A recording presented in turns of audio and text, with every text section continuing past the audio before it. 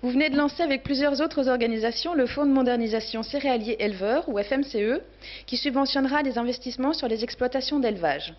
Il est prévu que ce fonds soit alimenté par des cotisations volontaires de 2 € par tonne de céréales livrées. En quoi un producteur-livreur de céréales peut-il être motivé à cotiser?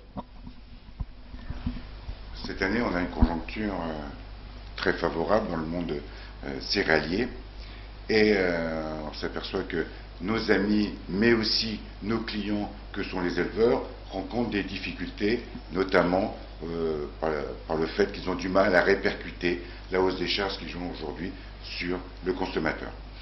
On s'aperçoit aussi que depuis de nombreuses années, il y a eu une baisse des investissements dans le monde de l'élevage, pour les raisons que nous savons, c'est-à-dire peu de revenus, donc peu d'investissements. Pour nous, un des objectifs que sont fixés les grandes cultures, c'est d'améliorer notre compétitivité. On souhaite que le monde de l'élevage puisse aussi améliorer sa compétitivité. Et donc, c'est l'objectif, c'est de les aider à améliorer la compétitivité parce que ce sont des clients importants, très importants pour le monde des céréaliers à travers l'alimentation animale. Lorsque sont évoquées les difficultés des éleveurs, on entend surtout parler du prix élevé des grains et des tourteaux. Or vous, par la mission que vous donnez au fonds, vous suggérez que les problèmes de l'élevage viennent d'un déficit d'investissement. Est-ce bien cela? Oui, les prix des céréales, des tourteaux sont des prix mondiaux.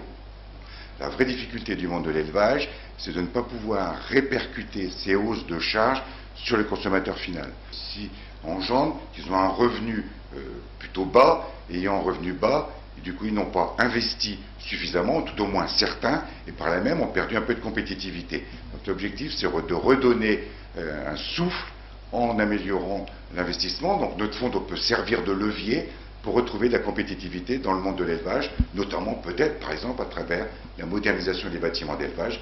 La cotisation volontaire pour la campagne 2012-2013, c'est à partir de quand? Sera-t-il proposé de cotiser tous les ans au fonds de modernisation?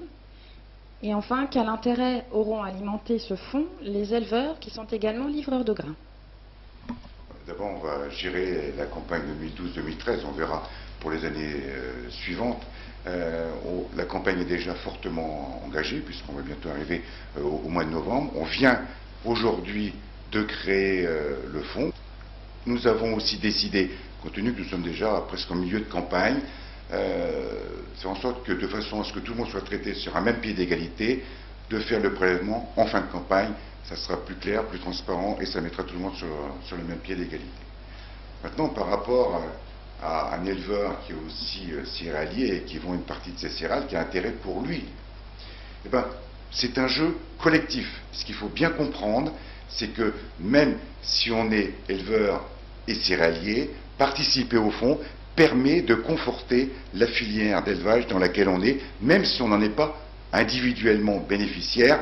Si demain il n'y a plus d'éleveurs autour de soi, il n'y aura plus de filière et l'éleveur lui-même sera obligé d'arrêter. Donc c'est vraiment un jeu collectif et pour les céréaliers et pour les éleveurs. La création du fonds a répondu, semble-t-il, à une certaine attente des pouvoirs publics. Cela vous a-t-il donné l'occasion de vous faire davantage entendre d'eux sur la politique à laquelle vous aspirez pour les grandes cultures? D'abord, la création de ce fonds n'exonère pas les pouvoirs publics de leurs responsabilités. Et dans leurs responsabilités, il y a le fait d'aider les éleveurs à pouvoir répercuter la hausse de leurs charges. Ça fait partie des éléments importants. Ensuite, les pouvoirs publics doivent nous aider. Quand je dis nous, c'est aussi bien le monde céréalier que le monde de l'élevage, à améliorer notre compétitivité à travers des instruments nouveaux, modernes, qui peuvent être notamment la dotation pour aléas, plus souple, etc. De façon à pouvoir créer les provisions les bonnes années, s'en servir les mauvaises, aider à plus de compétitivité. C'est ça le maître mot, c'est comment améliorer la compétitivité du monde céréalier et du monde de l'élevage. Et les pouvoirs publics ont une grande partie de la réponse et doivent nous aider à fournir cette réponse.